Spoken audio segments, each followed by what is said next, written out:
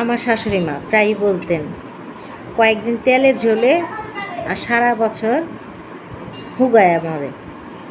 তো শাশুড়ি মাকে একদিন জিজ্ঞেস করলাম, মা এই কথাটার মানেটা কি? আপনি প্রায়ই দেখি এই কথা বলেন। তখন শাশুড়ি মা বললেন, যখন হাতে কিছু টাকা পয়সা হয় তখন দেখি মানুষের গরুর মাংস, মুরগির মাংস, 3-4 রকমের পিঠা, পায়েস, মানে খাওয়ার ধুম লেগে যায়, খাওয়ার চোটে গ্যাস হয়ে যায়, মাগার খাওয়া ছাড়ে না।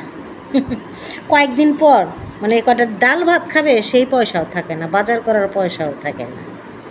তো সেই কারণে আমার শাশুড়ি মা বলতেন, 2 দিন তেলে ঝোলে খাওয়ার চেতে সারা বছর স্বাভাবিকভাবে চলাটা ভালো।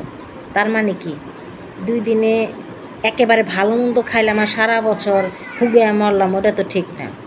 যখন টাকা আসবে সেই অনুযায়ী সারা বছর যেন খেতে পারি, ওইভাবে ব্যালেন্স করে আমাদের চলাটা উচিত।